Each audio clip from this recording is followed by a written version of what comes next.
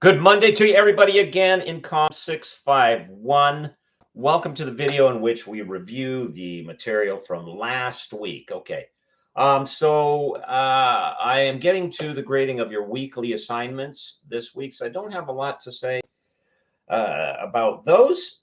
And the stuff that I do have to say, I put in the comments, and you can see that. Okay. Except as with the last one that I graded and turned back to you, please pay very close attention to your writing. I just cannot emphasize this enough. And yes, writing has two levels that we need to be attentive to. The one is, of course, the structure. Is it grammatically correct? Is there a logical flow? Are we developing paragraphs around the topic sentence? All right. And then the other one is, it might be called the aesthetic. Yeah, I didn't mean to do that. The syntax. All right. And I find books like this, Sin and Syntax, tremendously helpful. How to craft wickedly effective prose and writing that focus on how you bend some of the rules to create writing that's compelling, that people want to that people want to read. It's close to lunchtime for me, I guess. Devour.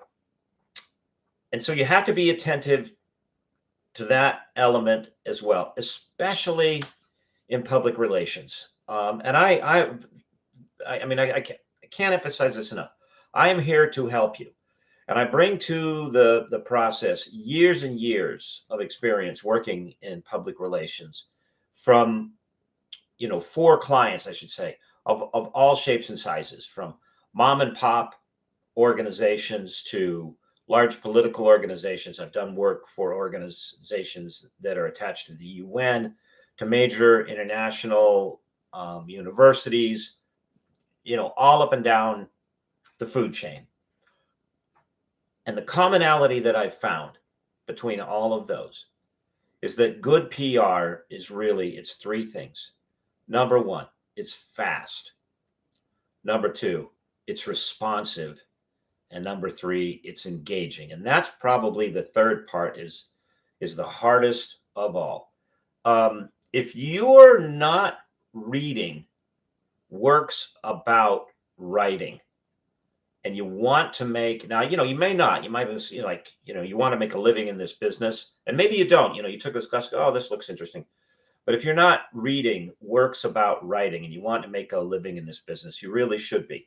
Let me see if I can reach for another book without knocking something else off of my shelf. There's a writer who writes about writing that I want to highly recommend to you. His name is Steven Pressfield, and his first work is called The War of Art. Okay, right there. Breaking through the blocks within your creative battles. Now, Pressfield is an interesting guy. He wanted to be a writer. I mean, really, he was born a writer, sort of in his DNA. But he ran away from it. He did a whole bunch of other things. He drove a dump truck, a semi truck which delivered goods. He worked on a golf course. But all this time, he's like, okay, I want to be in writing. I want to be in writing. And the first place that he got back into it was commercial writing for a large firm in New York, writing ad copy. Now, eventually, he finds his way out to California and becomes a script writer, and then a novelist, and his books were made into films. All right. But there's a book that he wrote after he wrote The War of Art that I want to recommend, especially if you're interested in work in public relations or related fields. All right. And it's the name of the book, and this again, Steven Pressfield, same author. Nobody Wants to Read Your S.H. blank T. For those of you that want to do public relations or advertising or not-for-profit work, that's a must read, because at the heart of it, Pressfield addresses head on the obvious issue that many writers and people in PR don't talk about. And that is that most people don't read stuff that's sent out by PR agents and PR firms. Most, I would even go so far to say that within the news communication sphere, sort of PR releases as a mass blast out to news organizations, they're dead. Nobody reads those. The day of the AP machine over in the corner of the office for a media entity is spitting out stuff. That's no longer. And a press release that's blasted out to all kinds of media entities about the appearance of an individual or a new book or a new initiative. Very, very low rate of engagement. And it's because we are drowning as the audience. We are drowning in engagements that are either PR crafted or crafted to sound like PR. And each and every one of them, from a consumer perspective, is pitched at us as the most important thing. You've got to read it right now. You get a sense of this if you watch cable television news. Okay. And Fox comes to mind. I don't have TV, and I don't have cable news. I don't have cable. I don't have television. I don't have cable. But anyway, when I did watch it, Fox News, you'd be right in the middle of a program, and then with these very intrusive graphics, usually bright colors, usually red, breaking news, alert. And then it would be something like, so and so is on the red carpet in such and such a dress, or President Biden orders an ice cream cone. Who cares? So the public is saturated. The public square has been saturated by press releases and alerts, and you've got to pay attention to this now. And although this is written from the perspective of somebody in the ad agency, and as it explains to you in the early part of the book, it dawned on him that nobody wants to read an ad about laundry detergent. Who cares? How, he wondered, then can you write compellingly? Once you get past the mechanics, the effectively and efficiently, those are the first two parts that in PR. So you've got to be fast. You've got to learn that efficiency, and you've got to be responsive. You've got to be able to identify what's going on and craft a message specifically for that. And then it has to engage the public. So he asked this question, once you get past the mechanics of writing, how do you create compelling copy that people are going to want to read in instances in which they don't want to, they're not, it's not like they jump up and they're going to want to pay attention to what the city, water company has to say, or a school. All of these places that engage the public through PR agents and communication people. Okay. That's your problem to chew on. And I think it's an exciting one, and it's an interesting one. All right.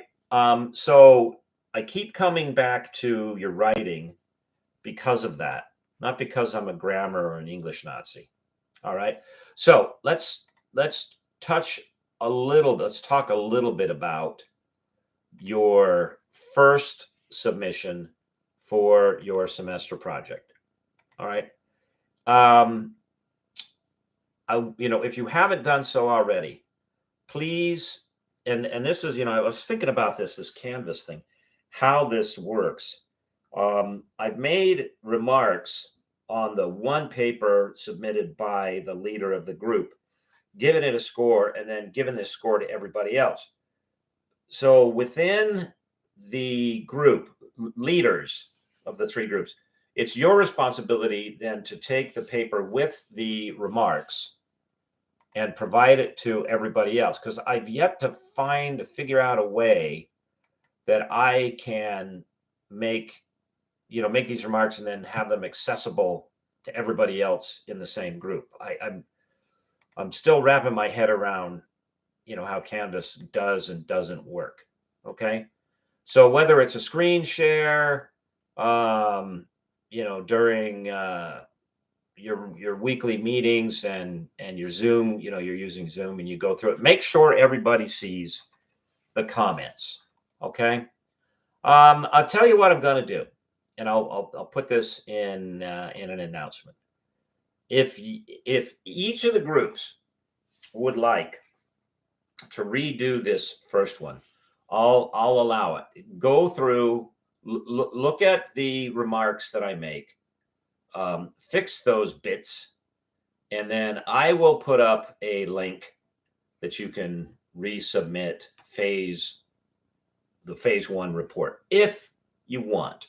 I'm not requiring it.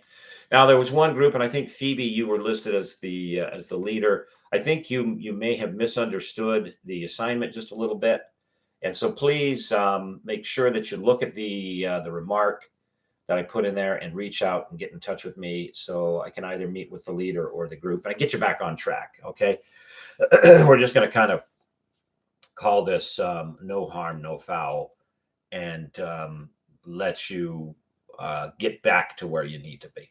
Okay. All right, everybody. Please go to Canvas. Please look at my comments on your first report from this semester project. And, and as you do, as you're writing these, keep in mind what the assignment is, right? You're a public relations firm. You give yourself a fictional name and you need a logo. All right. Something that stands out, that makes you look like you're an actual public relations firm. So now this is a group effort, but get a leader of your group. All right. And that leader is interacting with me, and I'm the client representative of the Billy Graham Library. Okay. So whatever you're writing, you're writing it to me as the representative. Okay. So for your first one, for this first report, phase one, this research phase, this is sort of the background, and this is where things are and what the library is doing. And I didn't put in a lot of requirements as to how I wanted you to write this, because I was interested in how you were going to write this. So you could have written it to me and said, we understand that you're looking for a public relations firm. We're answering the call for your put out a call for a public relations firm. We'd love to do that. Here's our assessment of where your library is at, or where it's positioned in the digital marketplace. And then you tell me all about what you found out, and then you can say a little bit about what you propose. You could have written it that way. That would be fine. Or you could write it as an internal document to your public relations firm saying, hey, we're going to pitch the Billy Graham Library. Here's what we know. All right. I would have been fine with either one of those. All right. I think the logical choice of the two was to go with the first one, but I wanted to leave that up to you. Okay. So take a look at my comments. I will allow you to make corrections based on the comments and repost. I will put up a separate link, and we'll take it from there. Lastly, I put up, last week an additional exercise. Sort of the writing is rewriting, and I think that, the due date on that is the 14th. That was a week from when I put it up. All right. So keep doing that. I'm reading through what you're doing as you're doing it. All right.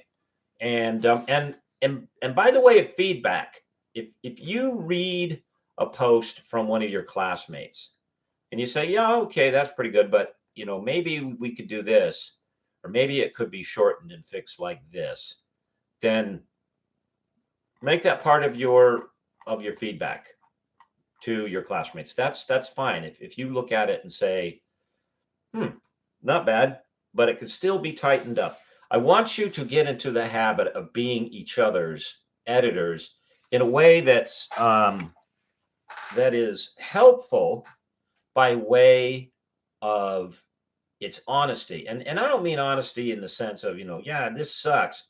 No, I mean by way of construction. That is the mechanics of the writing. Message, that is, are you communicating what it is you're setting out to communicate? Engagement. Is this something that's interesting that I would want to continue to read? Do that for one another. Be that resource. Get used to that as part of your professional development. Okay. All right, everybody. I will take a look and have grades posted for last week's assignment by the end of this one. The new one is up. I talked about it in the other video. Look at my comments on phase 1. I'll put up a link if you want to redo it.